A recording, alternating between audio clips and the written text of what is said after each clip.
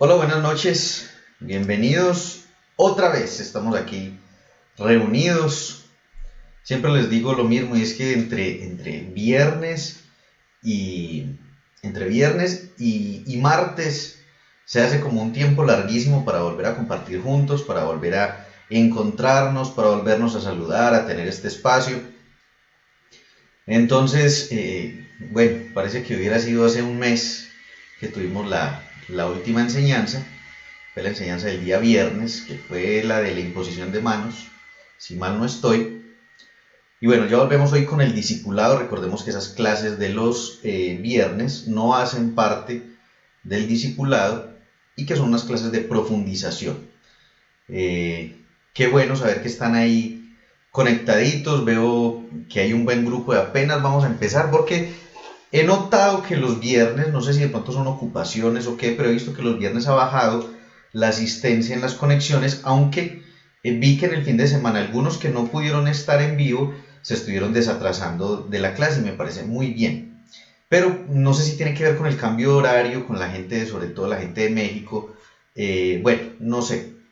Pero sí han faltado algunos, los extrañamos, créanos de que luego cuando termina la transmisión hablamos mi esposa y yo, faltó este, porque los extrañamos, ya como lo hemos dicho antes, somos una familia y de verdad que hace falta tenerlos ahí conectaditos en vivo, aunque sabemos que después se desatrasan muy juiciosos. Por aquí quienes tenemos que nos saludan: la pastora Yasmín, que no falta, Mabel Olivera desde Argentina, el amigo Andrés de Cartagena, Mari de México, Sandra también de Argentina, Estrella, que también nos saluda desde México, a ver, Clara también de México, e Itzel, que también la hemos extrañado. Bueno, hoy tenemos una clase que a algunos como que les da un poquito de temor, Hoy vamos a estar hablando acerca de echar fuera demonios. ¿Qué es realmente el echar fuera demonios? ¿Cómo es esta dinámica en realidad? Hoy queremos hablar de lo que no es y de lo que sí es el echar fuera demonios.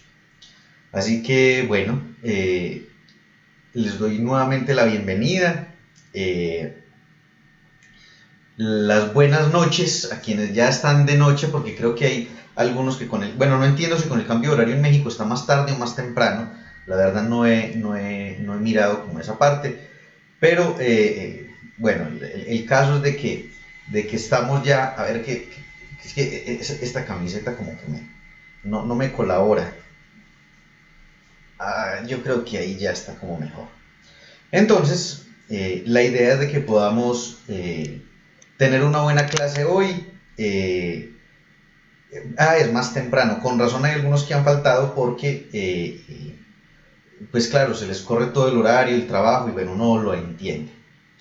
Pero lo importante es que tenemos un buen grupo en este momento, así que oremos y damos inicio con la clase de esta noche para que nos rinda, porque también tenemos varias cositas de qué hablar.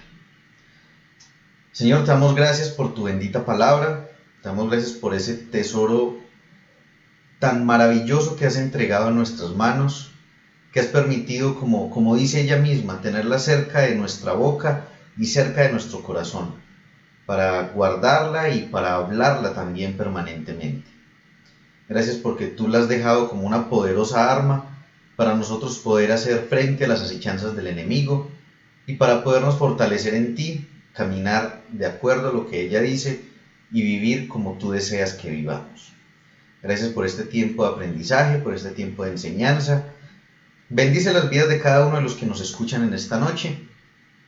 Te pido que traiga revelación a nosotros y que a través de tu palabra continúes edificándonos. En Cristo Jesús. Amén. Bueno, vamos entonces a dar inicio. La clase de echar fuera demonios. No sé si de pronto alguno pensó que íbamos a hacer aquí como una especie de exorcismo en vivo y en directo, pero no, la palabra de Dios es muy práctica.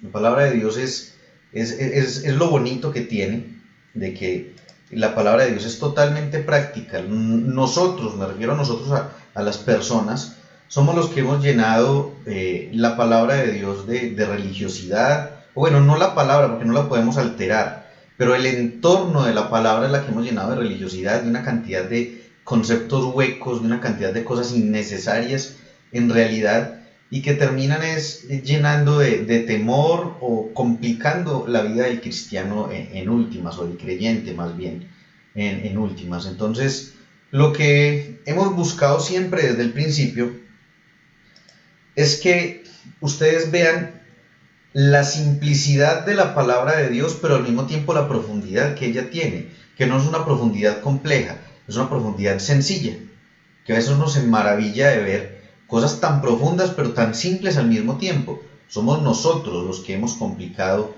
en realidad la doctrina del Evangelio. Entonces, este tema que tiene que ver con el echar fuera demonios hace parte de algo que se llama la demonología, que es la rama de la teología que se encarga de estudiar los demonios. Bueno, en realidad de estudiar a los ángeles, porque es otra rama de la angelología, que es el estudio de los ángeles. Recordemos que los demonios son ángeles caídos, así que pues al estudiar acerca de los ángeles, pues nos encontramos con estos ángeles caídos que son los demonios, y es allí donde entra la parte de la demonología. Nos saluda Dina desde Guatemala. Qué bueno, Dina, que ella mantiene muy pendiente de las cosas en la página. Bueno, entonces tenemos que dejar ese precedente como en cuestiones técnicas, el saber de qué estamos hablando, a qué nos estamos refiriendo. Hablaremos en algún momento a más profundidad acerca de este tema, acerca de lo que es, por ejemplo, los órdenes jerárquicos en cuanto a los demonios, los órdenes jerárquicos en cuanto a los ángeles, los comportamientos que tiene cada una de esas jerarquías, en dónde influyen, quiénes están en los aires, quiénes están en la tierra, quiénes están, así suene como muy de película, pero quiénes están en el espacio, qué seres espirituales en el caso de los ángeles están también en la tierra, están en la atmósfera, quiénes están en el tercer cielo. Bueno, hay muchísimas cosas que hablar en cuanto a angeología y demonología, pero hoy nos vamos a centrar en el tema del echar fuera demonios. Esta semana va a ser muy interesante en cuanto a este aspecto, porque vamos a estar hablando acerca Hola Valeria, desde Ecuador, la familia ecuatoriana que nos ve, ella, el hermanito, y creo que los papás también nos ven. Vamos a estar hablando hoy acerca del echar fuera demonios, y el próximo jueves acerca de la autoridad del creyente.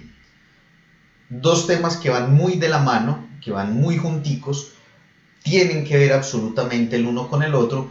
También de la autoridad del creyente tendremos una serie de estudios un poquito larga, pero muy fuerte, muy interesante, que nos va a servir bastante. Pero la clase del jueves será apenas como el abrebocas de eso que veremos por allá más adelantico, o sea, como apenas las bases de todo eso. Lo importante es que tenemos que tener en cuenta quiénes somos en Cristo, por eso es tan importante para las personas que de pronto están recién con nosotros en las transmisiones, que puedan ver las clases del primer nivel, porque precisamente esta clase y la siguiente se encuentra en este nivel, porque si ya tenemos la base y el soporte de quiénes somos en Cristo, de cuál es nuestra posición en Cristo, de qué es lo que hemos recibido al creer en Cristo, pues es más fácil entender esta parte y no tener los prejuicios y los temores al recibir este tipo de enseñanza. Hola Amparito, Amparito que nos atendió muy bien el domingo, muy rico todo Amparito, muy bella, muy bonito el tiempo que estuvimos allí, muy bella la atención suya. Esas son las ventajas que tenemos con los que están aquí en la ciudad, de que podemos interactuar con ellos personalmente, compartir en las casas, orar con ellos, contarles del ministerio. Bueno, es muy bonito estar juntos y en armonía, como dice la palabra. Así que entremos en materia hablando de lo que no es el echar fuera demonios. Echar fuera demonios no es un espectáculo. Mi madre también que se conecta ahí. No es un espectáculo, porque lo he visto, lo vi en mis años anteriores en el Evangelio, cómo una persona empezaba a revolcarse y a manifestar. En algunos casos, seamos honestos, en algunos casos son personas que quieren llamar la atención, y en otros casos son personas que realmente tienen una manifestación demoníaca, pero las personas que les asisten en ese momento lo que hacen es colaborarle al demonio para que se haga todo un show en ese momento. Entonces, claro, empieza el demonio a manifestarse con voces, con torcida de ojos, con incluso hasta malformaciones de la cara, bueno, una cantidad de cosas que impresionan, que eso es lo que él busca impresionar para llamar la atención de la gente, para crear susto, para él poderse quedar alojado allí. Y la gente lo que empieza a hacer, los que quieren ministrar a la persona, es que creen que ese es como el momento del show y empiezan a desarrollar un interrogatorio con el demonio. A ver, vamos a la palabra. La palabra nos muestra que Satanás es el creador, el inventor de la mentira. Entonces, ¿qué le puede preguntar a un demonio y esperar que le vaya a decir la verdad? ¿Para qué le pregunta algo? Jesús, de hecho, nos dejó el ejemplo. Cuando él le pregunta a estos demonios del endemoniado gadareno, pregunta el nombre y le dice legión, pero legión no es un nombre, legión es una cifra, se refiere a una cantidad de demonios que habían allí presentes. Entonces vea que Jesús pide un nombre y él no le da el nombre real. Eso es lo que nos muestra esa escritura precisamente. Entonces, ¿para qué nos vamos a poner a conversar con un demonio cuando nuestro oficio no es sentarnos a conversar con ellos? Necesita revelación, necesita verdad, busquen la palabra, pero ¿cómo vamos a intentar buscar como fuente de información al mismo diablo? Pues realmente eso no tiene lógica por donde lo miremos. Entonces, el cuento de interrogar al diablo, no. El cuento de también intentar llegar a hacerlo como una confrontación, yo soy más fuerte que usted, yo puedo más que usted, es un pulso inoficioso en el que no debemos de meternos, y es más como por querer ahí en ese caso llamar la atención, pero de parte de la persona que está ministrando, por mostrar, está el show que quiere mostrar el demonio y está el show que quiere mostrar la persona, el que está ministrando. Resulta que ahí lo menos que importa son los egos, lo que importa es la vida de la persona, que incluso dependiendo de la situación puede correr riesgo su integridad física y su vida bajo una manifestación demoníaca de ese tipo. Y lo último que hay que hacer es intentar impresionar al público. No se trata de un show, no se trata de un espectáculo, se trata de hacer salir esa cosa de ahí lo más pronto posible. Entonces, ¿qué sí es y cómo funciona? Vamos a la palabra. Esto se encuentra en Mateo 17, 14 al 20. Aquí también vamos a quitar un mito bien fuerte aquí con esto. Mateo 17, del 14 al 20. Dice, cuando llegaron a donde estaba la gente, se acercó un hombre a Jesús y arrodillándose delante de él le dijo, Señor, ten compasión de mi hijo, porque le dan ataques y sufre terriblemente. Muchas veces cae en el fuego o en el agua. Aquí se lo traje a tus discípulos, pero no han podido sanarlo. A mí la respuesta de Jesús realmente me parece chistosa. De hecho, anoche hablábamos, nos quedamos casi hasta medianoche hablando mi esposa y yo, de diferentes temas relacionados con la palabra. Y hablábamos acerca de que parte del sacrificio de Cristo, parte del sacrificio fue apenas la crucifixión. Digo apenas, no desestimando lo que fue el sacrificio en la cruz. De hecho, fue una cosa impresionantemente grande, fuerte lo que tuvo que vivir él allí, extremadamente cruel lo que él vivió en su carne para podernos dar la salvación. Pero eso es una parte del sacrificio de Cristo. La otra parte era el solo hecho de convertirse en humano, ya eso era un sacrificio. Él se humilló, dice en Filipenses 2, dice que él se humilló a sí mismo. Es decir, que ahí empezaba el sacrificio, cuando él obedeció al Padre para tomar la forma de hombre, que es lo que dice allí en Filipenses 2, y venir a través del cuerpo de María a estar aquí en la tierra. Eso ya de entrada era un sacrificio. Y si no me lo creen, miren precisamente la respuesta de Jesús aquí. Jesús contestó, oh gente sin fe y perversa, ¿hasta cuándo tendré que estar con ustedes? ¿Hasta cuándo tendré que soportarlos? O sea, si lo queremos poner de otra forma, Jesús prácticamente está diciendo, ¿por qué no me crucifican mañana más bien y no me los aguanto más? Porque él estaba viendo que él, por más que les hablaba, por más que les enseñaba, por más que les decía, ellos no entendían. Ellos seguían amarrados a su tradicionalismo, seguían amarrados a la religiosidad que había, y uno ve que han pasado 2000 años y como que no ha cambiado. La gente prefiere seguir amarrada a la religión y amarrada a la tradición que caminar en la palabra. A ver qué dice por aquí. Sí, Valeria, vamos a hablar acerca del tema de cómo sucedió toda esa rebelión de Satanás y todo eso en unas enseñanzas más adelante. El punto aquí es que vemos que parte de ese sacrificio de Jesús era incluso hasta convivir con los humanos, convivir con las otras personas, porque él se esforzaba cada día, él dio lo mejor de él todo el tiempo mientras estuvo aquí en la tierra para transmitirnos todo lo que estaba a su alcance.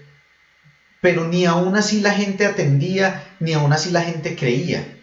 Entonces vemos de que el sacrificio, sí, en la cruz, pero fue allí el vivir desde el momento en el que fue concebido en el vientre de María, el nacimiento, el vivir aquí todo este tiempo, y aún después de la resurrección continúa ese sacrificio de Cristo, que es algo en lo que no me voy a meter ahora, pero se los explicaré en otra oportunidad. Y luego de esto dice, traigan acá al muchacho. O sea, si ustedes no pudieron, traigan lo que yo sí puedo. Versículo 18. Entonces Jesús reprendió al demonio y lo hizo salir del muchacho. Se puso a conversar con él. Dice que hubo show, hubo espectáculo, hubo algarabía, hubo escándalo. No se menciona. Dice, lo reprendió y salió del muchacho. Y el muchacho quedó sano desde aquel momento. Después, los discípulos hablaron aparte con Jesús y le preguntaron, ¿por qué no pudimos nosotros expulsar el demonio? Jesús les dijo: porque ustedes tienen muy poca fe. Recuerden la enseñanza acerca de la fe. Les aseguro que si tuvieran fe, aunque solo fuera el tamaño, aquí dicen el tamaño, pero recuerden que en el griego original no menciona el tamaño, dice si fueran como una semilla de mostaza, si su fe fuera como una semilla de mostaza, le dirían a este cerro: quítate de aquí y vete a otro lugar, y el cerro se quitaría. Nada les sería imposible. Punto. ¿Por qué digo punto? Porque el versículo 21 dice: este género solo sale con oración y ayuno. Pero resulta, si recuerdan la enseñanza que tuvimos relacionada con, la enseñanza que se llamó la integridad de la palabra de Dios en el nivel 1 del discipulado, recordarán que hablamos acerca de los manuscritos del Nuevo Testamento. ¿Qué es el manuscrito? Son las copias que se hacían a mano, porque obviamente no habían fotocopiadoras, no habían impresoras, así que cuando los rollos se iban gastando, ¿qué tocaba hacer? Pasarlos de nuevo tal como estaban en otro rollo nuevo, y ese era el oficio de los escribientes, transcribir los rollos. En el caso de los judíos eran los escribas, en el caso de los gentiles, o bueno, ya de la iglesia de Cristo, que no era judía, eran los escribientes, los que se encargaban de transcribir estas cartas, las cartas de Pablo, los evangelios, etcétera, pasarlos a otros rollos nuevos para que no se perdiera toda esta información. Resulta que en las copias más antiguas, en los manuscritos más antiguos, el versículo 21 no existe.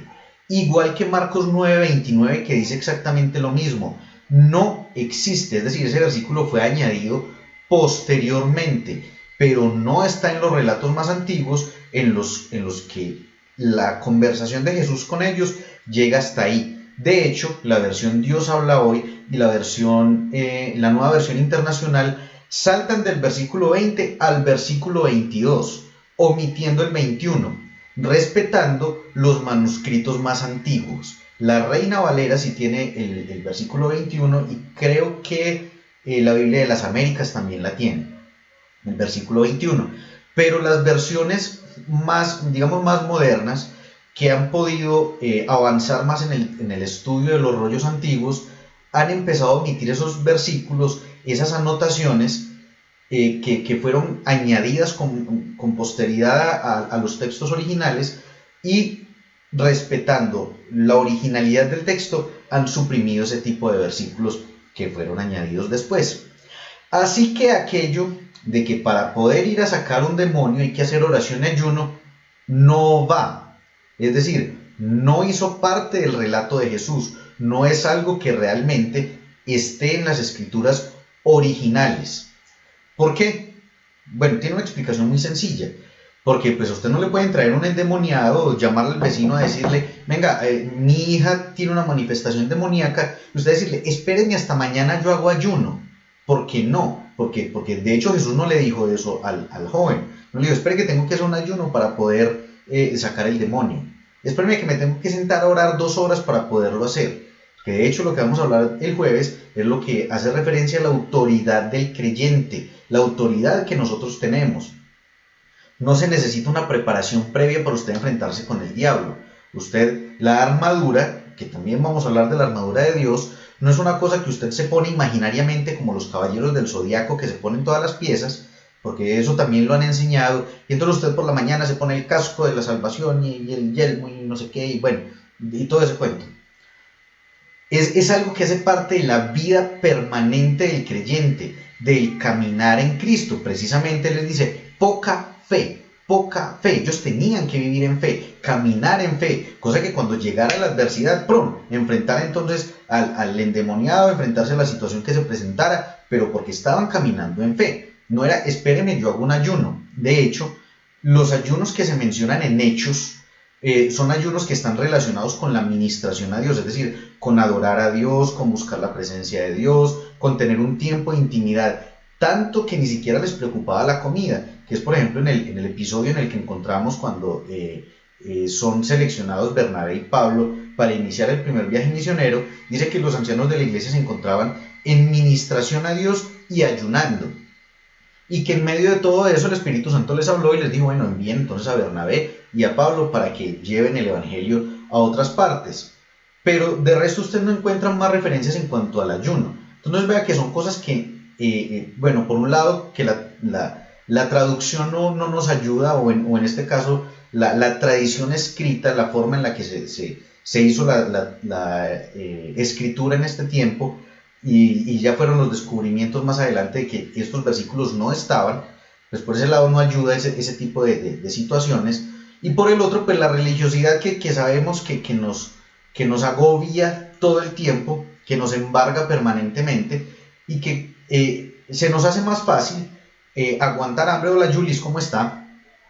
Aguantar hambre que estudiar la palabra. Y resulta que pues usted puede ayunar muchísimo y usted puede aguantar hambre la cantidad de días seguidos que quiera, pero usted no tiene conocimiento de la palabra, el ayuno no le va a servir de nada. De pronto para adelgazar, si esa es su meta, pero y no piensen que me estoy burlando ni que estoy siendo irrespetuoso. La cuestión es que hay que poner las cosas donde van, y no podemos querer reemplazar la palabra por ninguna otra cosa en la tierra.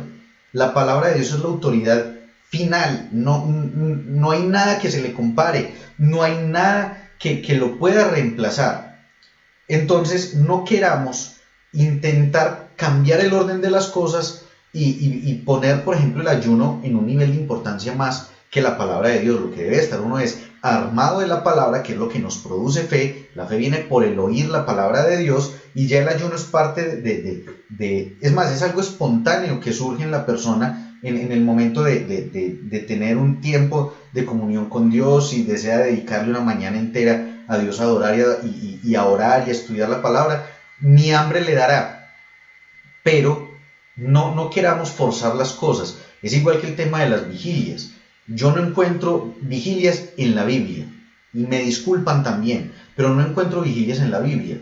Solamente encontramos un caso por allá de un muchacho se quedó dormido en una predicación de Pablo, se cayó y se desnucó, pero de resto no encontramos. Bueno, después Pablo oró por él y resucitó.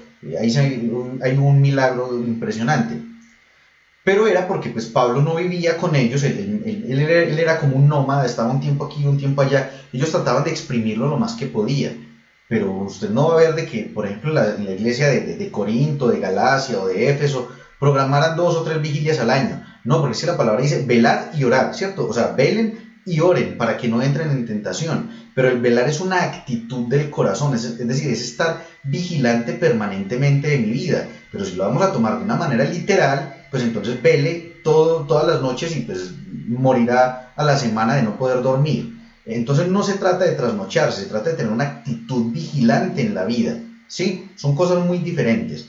Entonces vea que es más fácil pues trasnocharse que estudiar la palabra. Es más fácil aguantar hambre que estudiar la palabra. Entonces mire realmente a qué es a lo que nos invita la palabra de Dios. Si a ellos les faltaba fe, era porque tenían que atesorar más, que de eso vamos a hablar el viernes, en la clase del viernes, guardar la palabra de Dios como es debido para poder caminar en lo que Él les estaba enseñando. Pero si ellos estaban haciendo oídos sordos de lo que Jesús les enseñaba, entonces no iban a poder ejercitar la fe y no iban a tener la autoridad para expulsar estos demonios. Entonces es menos religiosidad y más practicidad. De eso se trata el Evangelio de Cristo.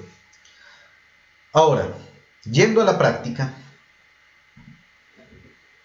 esto es Hechos 10:38, dice: y saben que Dios ungió a Jesús de Nazaret con el Espíritu Santo y con poder. Después Jesús anduvo haciendo el bien y sanando a todos los que eran oprimidos por el diablo, porque Dios estaba con él. Entonces, aquí nos encontramos con algo bien particular, es que Jesús aquí, o más bien Lucas, nos está aquí asociando el ministerio de Cristo en cuanto al quitar la opresión del diablo con la sanidad, ¿sí? Es decir, no necesariamente para usted echar fuera un demonio tiene que estar la persona retorciéndose, como hablaba al principio. Una enfermedad es también una manifestación demoníaca en una persona no creyente, ¿sí? ¿Por qué no creyente? Porque un creyente nunca va a estar endemoniado. El cuento de que la persona lleva tantos meses yendo a la iglesia, que es cristiano hace no sé cuántos años supuestamente, y que está endemoniado, eso no existe. Esa persona posiblemente esté yendo a la iglesia, pero como dice mi esposa, no todo el que come banano es mico. Posiblemente lleve mucho tiempo yendo a la iglesia, pero el hecho de que lleve tiempo yendo a la iglesia no lo convierte en un creyente en realidad. Es el creer en el corazón y el confesar con la boca lo que nos hace hijos de Dios. Y en ese momento el Espíritu Santo entra en nosotros y saca cualquier cosa. Una cosa es que un creyente pueda estar influenciado por una cosa del diablo, y otra situación muy distinta es que un cristiano esté endemoniado. Eso sí, no. Una persona sin Cristo sí, pero alguien que haya creído en Cristo, que tenga el Espíritu Santo en él, no va a estar endemoniado. Puede que le hagan ruidos en la casa, que lo molesten, que lo perturben, pero no que tenga demonios dentro de él. Eso no existe. Ahora, acá nos está relacionando la sanidad, o más bien la enfermedad, la parte opuesta, con la opresión. Y nos está diciendo que Jesús anduvo haciendo el bien y sanando a todos los oprimidos por el diablo. Quiere decir que cuando nosotros vamos e imponemos manos, que fue la enseñanza del viernes, e imponemos manos sobre un enfermo que en ese momento apenas está creyendo en Cristo, porque usted va a ir a orar por una persona que no cree en Cristo, no pierde el tiempo. De hecho, Jesús lo que hacía primero era predicar, enseñar y luego hacer los milagros. No era al contrario. Y si no creían en él, no podía hacer los milagros. De hecho, eso pues, se encuentra en las Escrituras, perdón,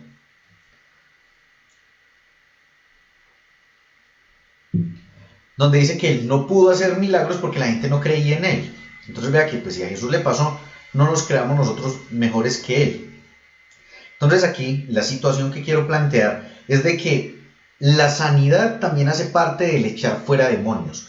Cuando recién conocemos a alguien que no conoce de Cristo, o llegamos donde un familiar, una persona que no conoce de Cristo, y esa persona acepta a Jesús, recibe el regalo de la salvación dentro de él, tenemos toda la autoridad para imponer manos sobre la vida de esa persona y que esa enfermedad, ese demonio que lo quiere oprimir con enfermedad, salga de allí para que haya sanidad en la vida de esa persona. Entonces vea que no necesariamente tiene que haber todo ese show, todo ese espectáculo, la algarabía, los gritos, las voces guturales y todo eso, sino que también a través de la manifestación de sanidad hay expulsión de demonios, que es lo que nos muestra aquí la palabra. Primera de Juan, capítulo 3, versículo 8. Dice, pero el que practica el pecado es del diablo, porque el diablo peca desde el principio. ¿De qué pecado está hablando? Si recuerdan, en Juan, el Evangelio de Juan capítulo 3, versículo 18, nos muestra cuál es el pecado que no se perdona. Dice, el que cree en él ya es salvo, pero el que no cree ya está condenado. ¿A qué pecado se está refiriendo aquí Juan nuevamente? Recuerden que es el Evangelio de Juan y las cartas de Juan. Entonces en el Evangelio nos menciona esto acerca del pecado por el cual las personas se condenan, que es el de no creer en Cristo, y aquí nos está diciendo que el que practica el pecado es del diablo. ¿Qué pecado? No creer en Cristo, porque el diablo peca desde el principio. Y esto concuerda con lo que dice Jesús, que dice que le decía a los fariseos que ustedes son hijos de su padre el diablo. ¿Por qué? Porque hay dos familias en la tierra solamente, los hijos de Dios y los hijos del diablo. De esto ya hablamos en clases anteriores.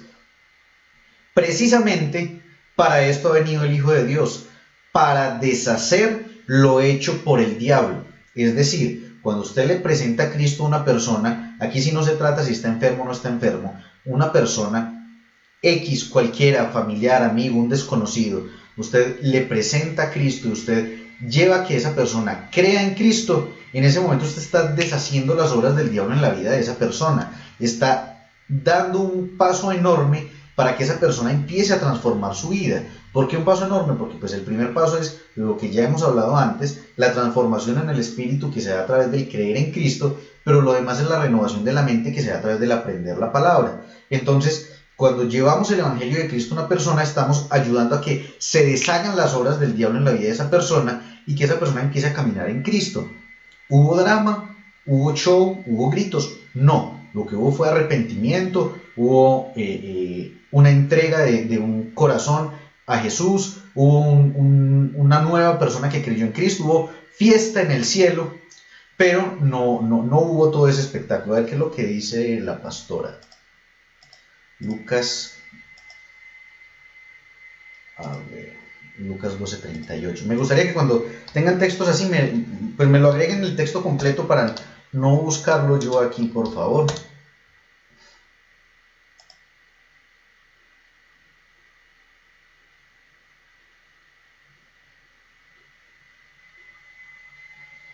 Sí, pastora, claro. En el horario romano, la noche se dividía en 4 vigilias, de 3 horas cada una, que empezaban a las 6 de la tarde. Esa es la primera guardia, se refiere a las vigilias romanas. No se refiere a vigilias ni siquiera del pueblo judío, sino a las guardias que prestaban los romanos.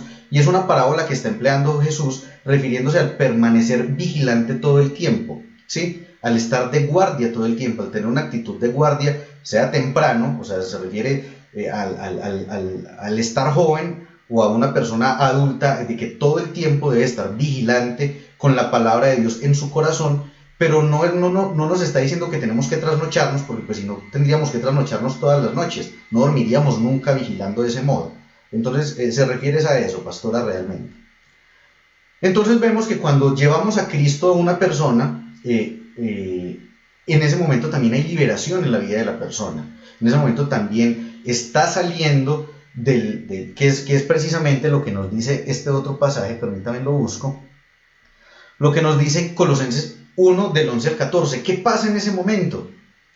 Dice: también pedimos que se fortalezcan con todo el glorioso poder de Dios, para que tengan toda la constancia y la paciencia que necesitan.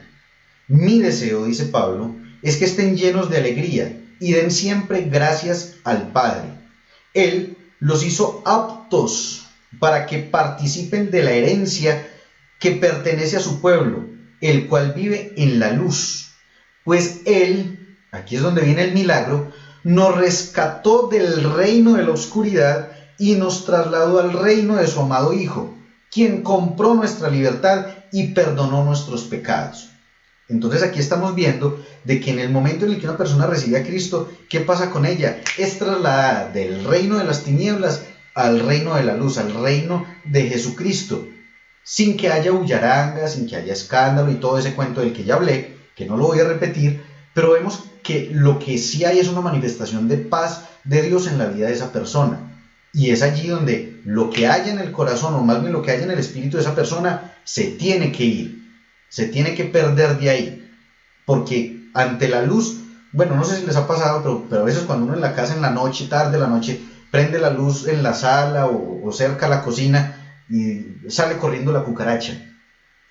Pasa del mismo modo con la vida de la persona que cree en Cristo, porque inmediatamente se prende la luz de Cristo en la vida de la persona, esos demonios se tienen que ir, y allí hay liberación, allí hay un cambio en la vida de la persona. Por eso era la invitación que les hacía en el jueves pasado, en la enseñanza referente a la importancia de la iglesia de Cristo, de que nosotros, por eso tenemos que empezar a ejercer lo que Dios nos llamó a hacer, lo que Jesús nos llamó a hacer, porque hay personas que están gobernadas por Satanás, que pertenecen a ese reino de las tinieblas, y si nosotros seguimos sentados esperando a conocer más, que a estar más preparados, que yo todavía no estoy listo, ¿y qué necesita para estar listo? Ya Cristo murió, le ha dado la autoridad, le ha dado la palabra, Cristo nos ha provisto todo, lo que necesitamos es arrancar, empezar, tener toda la disposición y el deseo de servirle, y Él se encarga de todo lo demás. Miremos Mateo 4, del 10 al 11.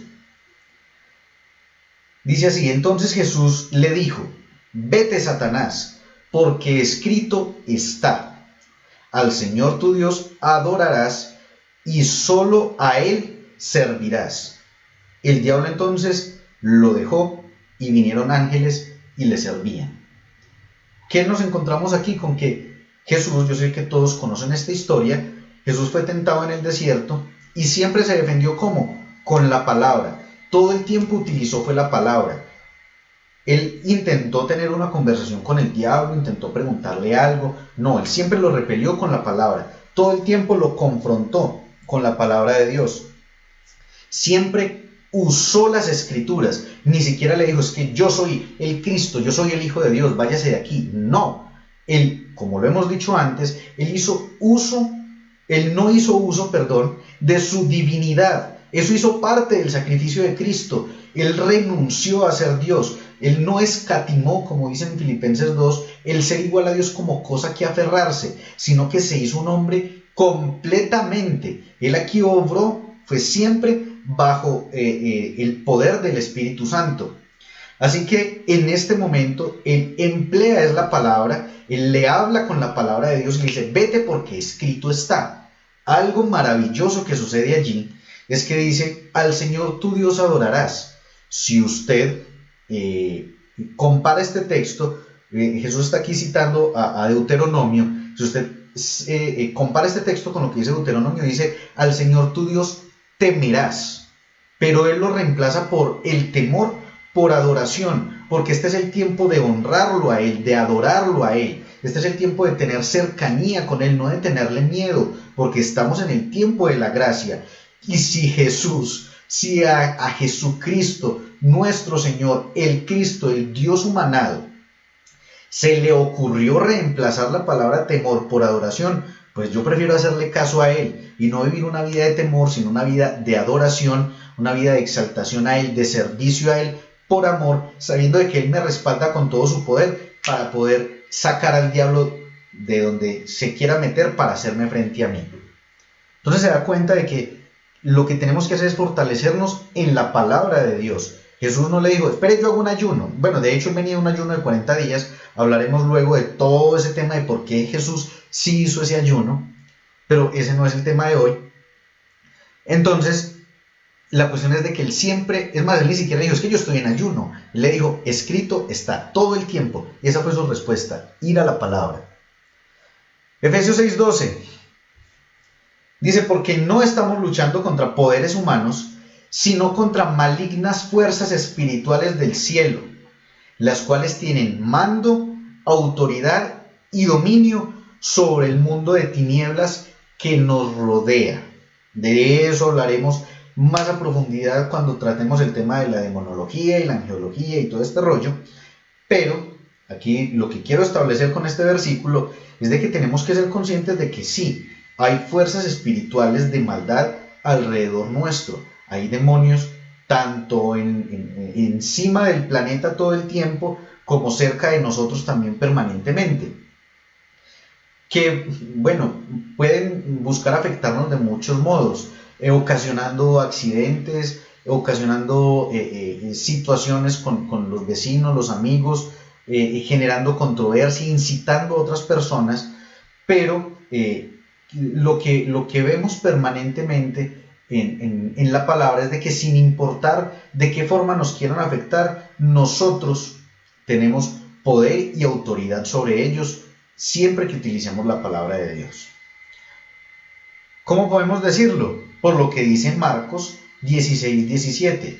Dice, y estas señales acompañarán a los que creen. En mi nombre expulsarán demonios. Vea que es lo primero que dice. Antes que cualquier cosa, si de pronto a usted le da miedo el tema de echar fuera demonios, es lo primero que dice. En mi nombre expulsarán fuera demonios. Jesús, en este punto en el que está hablando, ya había ganado toda autoridad en el cielo y en la tierra. Había restablecido en el hombre la autoridad que Adán había perdido.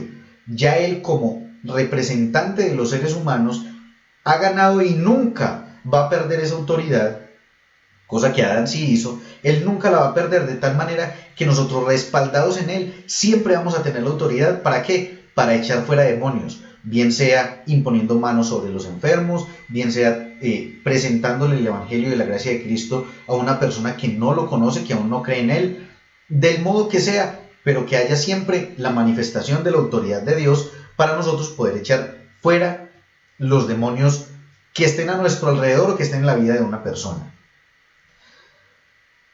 Mateo 10:8. Esta versión me encantó, creo que esta es la Dios habla hoy.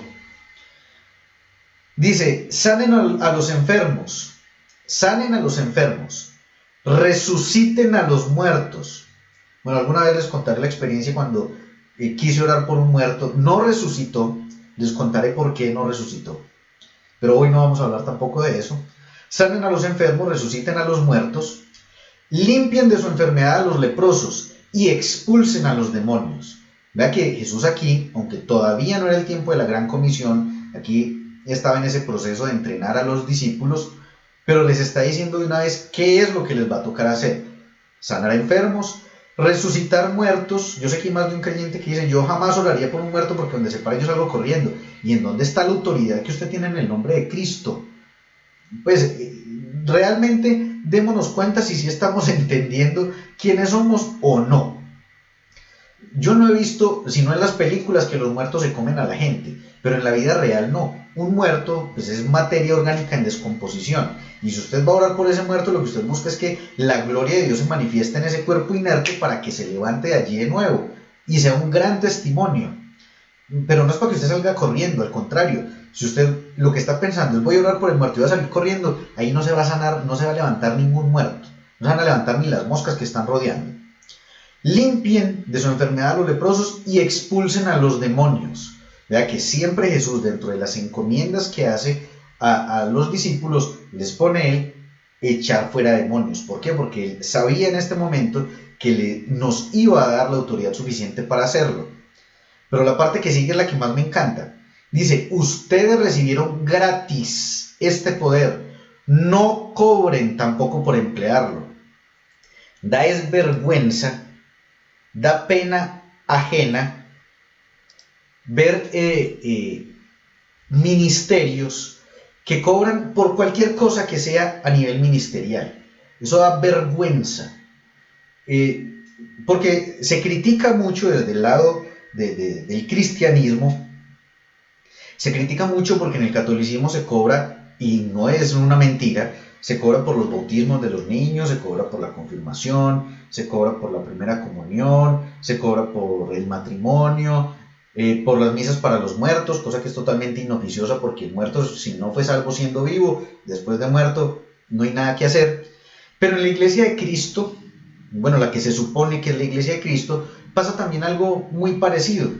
Entonces se cobra por las charlas de parejas, se cobra por el evento X, por la noche de alabanza, se cobra por predicaciones. Puede descargar la predicación que está grabada en la página, pero tiene que consignar tanto. Pero por Dios, es que le echaron corrector a su Biblia o arrancaron esta página donde dice esto. Si ustedes recibieron este poder gratis, tampoco cobren por emplearlo. Es que lo que nos fue dado es como lo que dice Spider-Man: un gran poder conlleva una gran responsabilidad. No crean que esto, sí, de hecho es un privilegio. Yo me siento privilegiado y me siento honrado por compartirles a ustedes estas enseñanzas, pero esto para mí es una responsabilidad enorme, porque es que si yo no lo hago, la palabra dice que las piedras van a hablar por mí, y qué vergüenza ver una piedra hablando porque yo no lo hago. ¿Se da cuenta? Entonces, nuestra responsabilidad es llevar el evangelio, ministrar a las personas, hablar de Cristo, pero nunca pedir nada a cambio. Ahora, si las personas desean sembrar en un ministerio porque consideran que ese ministerio ha sido de bendición para ellos, a través de ese ministerio Dios ha traído revelación a sus vidas, y como hacían la iglesia primitiva, que sembraban en los apóstoles para permitirles que se siguiera desarrollando su ministerio, y de hecho algunas personas que nos siguen han empezado a sembrar en nosotros y agradecemos enormemente eso. Ninguna de las personas que nos sigue puede decir que nosotros les hemos pedido dinero, les hemos dicho: oramos por usted, pero tiene que pagarnos, le damos el certificado, pero pues el certificado vale tanto.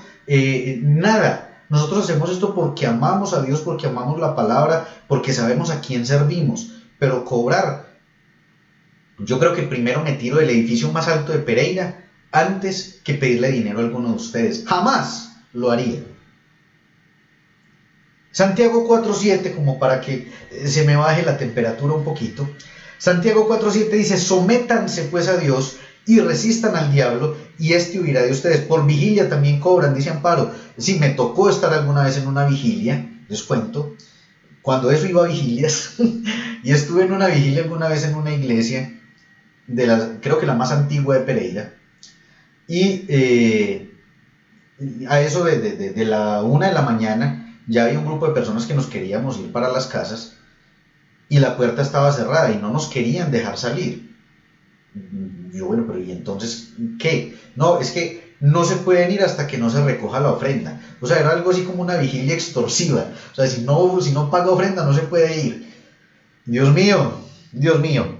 Sométanse pues a Dios, resistan al diablo y éste huirá de ustedes. ¿Qué quiere decir esto? Quiere decir que lo primero que debemos hacer, si queremos ver resultados en nuestra vida espiritual, en nuestro entorno, en todas las cosas en las que nosotros estamos y pertenecemos, debemos de someternos a Dios, someternos a su palabra, caminar en la palabra, porque si queremos resistir al diablo sin someternos a Dios, él no va a huir. Vea que el orden es ese: sométase a Dios, resista al diablo y éste huirá de ustedes. No es al contrario, no es resista al diablo pero no se someta a la palabra, porque no le va a funcionar. Entonces, no solo para nosotros, sino para esas personas que sabemos que necesitan ser libres, entonces llevarlos a la palabra. ¿Quiere ser libre? Es el conocimiento de la verdad lo que nos hace libres, lo que dice la palabra de Dios. Entonces, ¿qué hay que hacer? Sométase a Dios, sométase a su palabra, resista al diablo y ahí sí él va a huir. Esa es la fórmula, esa es la ecuación. No quiere invertir el orden de los factores porque ahí sí no va a ser igual el resultado. Santiago 1, del 12 al 15. Dichoso el hombre, préstenle mucha atención a esto porque este es de los pasajes que son utilizados para decir, vea que Dios sí nos prueba. Veamos el contexto completo para darnos cuenta de qué es lo que nos está diciendo aquí Santiago, el hermano de Jesús.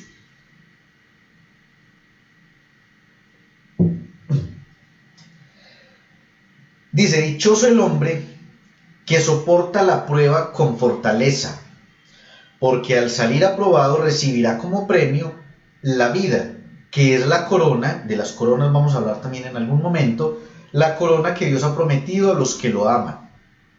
Cuando alguno se sienta tentado a hacer lo malo, pero venga, no estaba pues hablando de pruebas y porque ahora está hablando de tentaciones, porque ya lo vimos también cuando estuvimos hablando acerca de Job, que en medio de la prueba hay tentación. Si el diablo trae dificultades financieras, ¿con qué se va a sentir usted tentado? Con tomar malas decisiones financieras, con querer solucionar sus dificultades financieras, haciendo cosas ilícitas o haciendo cosas que no debe de hacer.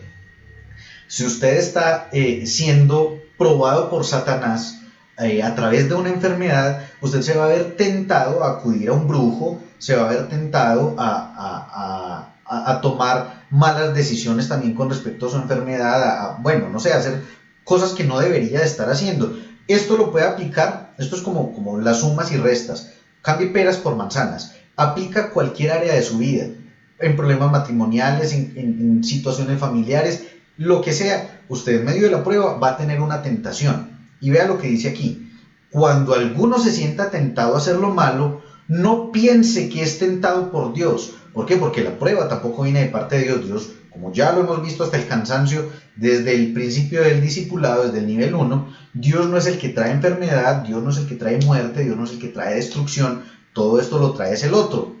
Y esto nos lo confirma aquí Santiago: cuando se sienta tentado a hacer lo malo, no piense que es tentado por Dios, porque Dios ni siente la tentación de hacer lo malo, ni tienta a nadie para que lo haga. Entonces dicen, no, es que el diablo es el que tienta y Dios es el que nos prueba. ¿Cómo así? ¿Es que en la prueba no hay tentación? Recuerde que ya dejé claro ese punto. Al contrario, versículo 14, uno es tentado por sus propios malos deseos, que lo atraen y lo seducen. De estos malos deseos nace el pecado, y del pecado, cuando llega a su completo desarrollo, nace la muerte. Y Juan 10:10 nos dice que el que trae pérdida, muerte y destrucción es Satanás. Es decir, que en todo este proceso de tentación, de prueba, tentación y pecado, siempre está involucrado Satanás. Entonces, ¿qué es lo que tenemos que hacer? Lo que leíamos anteriormente: someternos a Dios, resistir al diablo para que él huya de nosotros. Y tener en cuenta de que si a mí me gustan las naranjas, el diablo no me va a poner un limón, me va a poner una naranja. Entonces, tener los sentidos bien desarrollados, bien agudos para saber cómo reaccionar, cómo responder en el momento en el que la tentación quiera venir a atacarnos, en el momento en el que sintamos que estamos siendo atacados, porque también las influencias del enemigo quieren venir a atacarnos a nosotros. No es solo echar fuera al demonio de las vidas de las otras personas, sino echar fuera a los demonios que quieren venir alrededor nuestro a traernos ruido, a meternos ideas en la cabeza, a ponernos pensamientos de hacer cosas que no debemos hacer. A esos también los tenemos que echar fuera. Romanos 6, versículo 13, dice: no entreguen su cuerpo al pecado como instrumento para hacer lo malo. Al contrario, entréguense a Dios como personas que han muerto y han vuelto a vivir. Entréguenle su cuerpo como instrumento para hacer lo que es justo ante Él. Es decir, que nuestra forma de vivir debe ser congruente con lo que somos espiritualmente. Es decir, si ya hemos sido justificados, pues caminemos de una manera justa ante Él, como dice este pasaje. ¿Que lo podemos hacer todo el tiempo?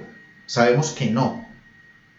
Sabemos que desafortunadamente nuestra condición humana, sea por pensamiento, sea por palabra, como dice la oración esta, bueno, ya se me olvidó cómo se llama, pero que dice que de pensamiento, palabra, obra u omisión. De cualquiera de esas cuatro maneras, en cualquier momento nosotros fallamos, pero que al menos esté ese deseo permanente de caminar con rectitud ante Él, de no entregar nuestros cuerpos para que sean utilizados por el enemigo para hacer cosas incorrectas. Y regularmente cuando hablamos de esto siempre llevamos la mente a pensar en la inmoralidad, pero no es solamente eso, es también el permitir que nuestra lengua sea utilizada para proferir palabras que hieren a otros, que dañan a otros, que afectan relaciones, para tener comportamientos inadecuados en momentos inoportunos. Entonces, no solamente tiene que ver con la parte de la moralidad o de la inmoralidad más bien en este caso, sino con nuestro comportamiento permanente, nuestra forma de actuar, de reflejar el amor de Dios en todo tiempo, en todo momento, en toda circunstancia. Porque si no, estamos permitiendo que el diablo use nuestra vida para hacerle daño a otras personas. Por eso les decía ahora, no es solo echar fuera el demonio de otras personas, es echar fuera esos demonios que, aunque no pueden entrar en nosotros, quieren desde el exterior influenciarnos para que nosotros terminemos haciendo lo que no es correcto. Romanos 13, del 13 al 14, dice: actuemos con decencia en pleno día. Se refiere a que las cosas de nosotros sean transparentes, que haya luz. No quiere decir de que no podamos hacer nada por la noche. No andemos en banquetes. Aquí quiero que hagamos un paréntesis cortico, porque este tipo de versículos son los que los religiosos utilizan para decir: ay, va a haber una reunión familiar. No podemos ir porque la Biblia dice que no andemos en banquetes. Pongamos esto en contexto. Pablo le está escribiendo a los romanos, es la carta a los romanos. Los romanos tenían un dios que se llamaba Baco, y en honor a Baco hacían unas fiestas que se llamaban bacanales, por lo mismo, por Baco. De ahí viene la palabra bacano. Tampoco me digan que es malo decir bacano, porque si es malo decir bacano por el dios Baco, es malo decir cronómetro por el dios Cronos. O es malo montarse en un carro Mazda, pues porque Mazda también es un dios antiguo, de una de esas culturas por allá de Oriente. Entonces no nos pongamos religiosos con que si se puede decir o no bacano, que bueno, aquí en Colombia es como algo chévere, o como la gente en México que dice que es algo chido. Eso es bacano aquí, no sé si ustedes lo utilizan. Pero entonces el tema es que los banquetes a los que se refiere aquí es a esos banquetes que hacían en honor a Baco. ¿Qué pasaba en esos banquetes? Había comida y licor en exceso. Entonces la gente no solo se emborrachaba, sino que parte del ritual a Baco era de que comían y comían y comían muchísimo, y en esos sitios donde se hacían los bacanales, habían unos sitios que se llamaban vomitorios. Ya se podrán imaginar para qué eran. Pues iban, cuando ya estaban muy llenos, iban al vomitorio, se inducían el vómito, y cuando ya vaciaban el estómago, iban a seguir comiendo, y eso era parte del ritual a Baco. Aparte del desorden a nivel alimenticio y a nivel de alcohol, de licor, pues también practicaban orgías en estos bacanales, en estas celebraciones a Baco. Lo que él les está diciendo a los romanos es: no andemos en banquetes y borracheras, o sea, no practiquen estos mismos banquetes en honor a este Dios donde hacen estas y estas cosas. Ellos sabían a qué se estaba refiriendo, por eso él no entra en detalles. Como Pablo tenía ascendencia romana, él conocía estas tradiciones de los romanos. Por eso les da las instrucciones. Entonces no podemos pretender dejar de compartir con la familia que porque bautizaron al niño, ay no, eso es algo pagano. No, vaya usted y sea luz en ese lugar. Ya cuando se empiecen a emborrachar, pues váyase, pero vaya, aproveche la comida, la tortica. Si tiene la posibilidad, ore por el niño, que su familia que no es creyente, que de pronto es católica y han bautizado al niño, vean que usted tiene interés por las cosas espirituales de ellos. Y vaya y imponga las manos sobre el niño, ore por el niño, que ellos vean que usted le está transmitiendo el amor de Dios a ellos y no que al contrario, usted fue el gran ausente en la celebración y que van a decir, ese como se volvió evangélico, se volvió tan latoso. No, vaya y muestre su luz, vaya y muestre lo que Cristo ha puesto en usted, vaya y sea resplandor en ese lugar, en esa celebración familiar. Ahora, si lo están invitando a que vayan y se peguen una borrachera a X parte, pues ahí se aplique esto. Pero cuando nos están llamando a celebraciones familiares, a estar todos juntos, vaya y muestre a Cristo. En Navidad, por ejemplo, en fin de año, la familia de mi esposa, pues ellos no son creyentes, pero nosotros les acompañamos a ellos en fin de año. Y ellos están allá y comparten y la alegría y la música y la cosa, pero a medianoche apagan todo, detienen todo, se toman todos de las manos. Y bueno, este fin de año pasado por el tema de pandemia no se hizo, pero una vez estamos ya todos reunidos en esa forma, lo primero que dicen es, Oscar, por favor, ore por todos nosotros. Y para mí es un honor y es un privilegio orar por toda la familia. Si yo no estoy ahí, entonces ¿quién va a orar por ellos? ¿Quién va a hacer luz en medio de ellos? Si yo me quedo en la casa y digo, no, es que yo con ellos no me junto porque yo no voy a esas fiestas, no voy a esas cosas. Es ahí donde tenemos que hacer luz, es ahí donde tenemos que resplandecer, es ahí donde tenemos que ir a echar fuera esos demonios que quieren terminar de posesionarse de las familias y seguir haciendo nido. Es ahí donde la gente nos mira y dice, bueno, cuando tengo una necesidad puedo buscarlo a él, cuando haya algún problema puedo buscar a Ángela y a Oscar porque saben que hay algo distinto en nuestras vidas. Pero si nos quedamos en la casa como unos religiosos diciendo yo con ellos no me junto porque ellos van a estar haciendo esto o aquello, nunca vamos a mostrar el Cristo que hay en nosotros, nunca vamos a mostrar la obra de Dios en nuestras vidas. Entonces aquí esta indicación es de no ir a ese tipo de fiestas donde va a haber de todo un poco, pero si es una celebración familiar, vaya, comparta con ellos, tómese una copa de champaña, tómese una cerveza si quiere. La palabra dice no se emborrache, no se embriague, no que no pueda tomar algo de licor. De hecho, en las bodas de Caná Jesús hizo un vino excelente para los invitados. Dice, no andemos, y precisamente esto lo confirma, en banquetes y borracheras, ni en inmoralidades y vicios, ni en discordias y envidia. Al contrario, revístanse ustedes del Señor Jesucristo y no busquen satisfacer los malos deseos de la naturaleza humana. ¿Queremos echar fuera demonios? Empecemos por espantar los que nos quieren rodear a nosotros, empecemos por ser luz con nuestra familia, por llevar a Cristo, empecemos por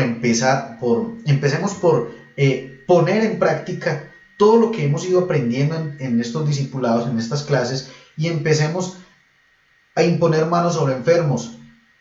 Le dicen que hay alguien que está enfermo, que necesita oración, vaya, aviéntese. Si no lo ha hecho la primera vez, vaya y métase si le permiten, a una unidad de cuidados intensivos. Ay, es que el COVID, es que de pronto me da. ¿Qué dice la palabra de Dios en el Salmo 91? Caerán a mi lado 1000 y 10.000 a mi diestra, pero a mí no llegarán porque Él es mi escudo y mi fuerza. Es más poderoso el que está en nosotros que el que está en el mundo. Ay, no voy porque me contagien, no. Vaya que Cristo va por delante de usted. Dice que Él va delante y detrás de nosotros como poderoso gigante.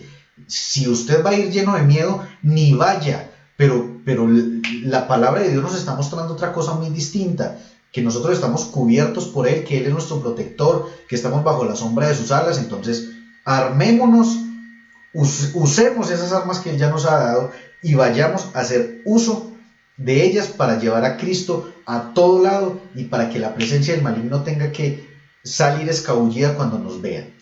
Precisamente vamos a redondear todo esto en la clase del jueves, donde hablaremos acerca de la autoridad del creyente. ¿Qué dice Tatiana?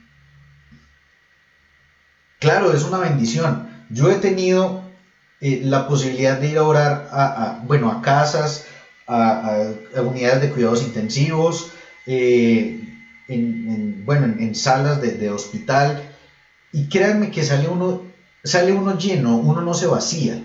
No es el cuento aquel de que el ungido no puede tocar a la gente porque se le va la unción. Entonces, ¿en dónde la tiene? Por Dios bendito, aquí hubo un tipo, bueno, todavía tiene iglesia, un sujeto aquí en Pereira, que la gente dice que no se le podía arrimar y tocarlo porque se le iba la unción. Y entonces se le iba el Espíritu Santo, que no, vaya, al contrario, uno sale más lleno porque uno sale feliz de saber que estuvo cumpliendo con la gran comisión, de saber que uno estuvo haciendo lo que Cristo nos mandó a través de la palabra, de que así ese mensaje se ha llevado hace 2000 años para los primeros discípulos, ahora nosotros lo podemos seguir ejecutando aquí. Es la voz de Cristo haciendo eco en nuestros oídos diciéndonos, vaya, vaya, vaya, hagan lo que está en Mateo 28, 18 y 19. Vayan y hagan discípulos a todas las naciones, a todos los rincones. Prediquen en el nombre del Padre, del Hijo y del Espíritu Santo. Es de ir, es de lo que les decía hace 8 días. Es ya no estar más quietos, sino empezar a ponernos en acción. Pero si ya tenemos una información, tenemos un conocimiento de Dios en nuestras vidas, levantémonos y vamos a hacer lo que la palabra de Dios nos invita a hacer. Bueno, antes de terminar, la semana pasada sucedió algo, y es que en los comentarios que se ponen en la transmisión, alguien puso ahí un texto que decía que nosotros habíamos sido escogidos para ser herederos de $250,000 porque una persona que estaba en un estado terminal quería hacer esa donación, y que pues como ya se iba a morir no tenía quien darle esa plata y que nos la quería dar a nosotros. Algunas personas se alegraron y decían, ¡ay, qué bueno! Por favor, sean muy cautelosos con ese tipo de cosas en las redes sociales. Yo ya conocía esa cadena en ese momento de carrera, por lo que estaba preocupado por enseñarles a ustedes. No me detuve a leer, pero luego cuando ya leí, yo no, esto es una estafa. Mucho cuidado con ese tipo de redes que hay en internet buscando incautos, y lo que hacen es de que cuando usted se pone en contacto con ellos le dicen, claro, le vamos a dar los $250,000. Yo ya había leído pues acerca de esto. Le vamos a dar los $250,000, pero usted nos tiene que consignar X cantidad de dinero, que es lo que vale los impuestos para poderle enviar la plata. Entonces, pues, hay una frase de Esopo que dice que a veces está la avaricia que se pierde hasta su propia malicia. Pues si me van a dar tanta plata, ¿por qué les voy a tener que dar plata yo de aquí para allá? Pero no falta el incauto, el ingenuo, que se llena de ambición y dice, pues si me van a dar tanta plata, pues yo les voy a mandar. Y nunca le van a mandar la plata. Usted envía su plata, pero nunca le van a mandar la millonada esta que se supone que le van a consignar. Entonces, hubo algunos que se alegraron y creyeron que ya nosotros como ministerio ya estábamos hechos. Pero resulta que no, eso es una estafa. Eso es sobre todo gente de Nigeria que acostumbra a hacer eso, incluso un español muy mal escrito, y que si uno no está atento y si uno no se aviva, pues va a terminar enredado con ese tipo de cosas. Entonces, no nos ganamos la lotería, no nos ganamos la herencia supuesta esta de ese mensaje, sino que son estafadores, para que ustedes también estén atentos si les llegan este tipo de mensajes a los correos o a sus otras redes sociales. Bueno, quería contarles eso, como para que estuvieran muy atentos, y que si ven de nuevo eso, me cuenten de una y yo inmediatamente elimino el comentario. Nos vemos el próximo jueves con la enseñanza de la autoridad del creyente, y el viernes tendremos una enseñanza excelente, muy bonita, acerca de cómo ser tierra fértil. Cómo ser tierra fértil. Ahí se las dejo nomás. No les quiero ampliar nada de la enseñanza del viernes. Nos vemos entonces jueves y viernes para seguir aprendiendo de la palabra de Dios. Bendiciones, que tengan una muy feliz noche y nos vemos ya en el resto de semana.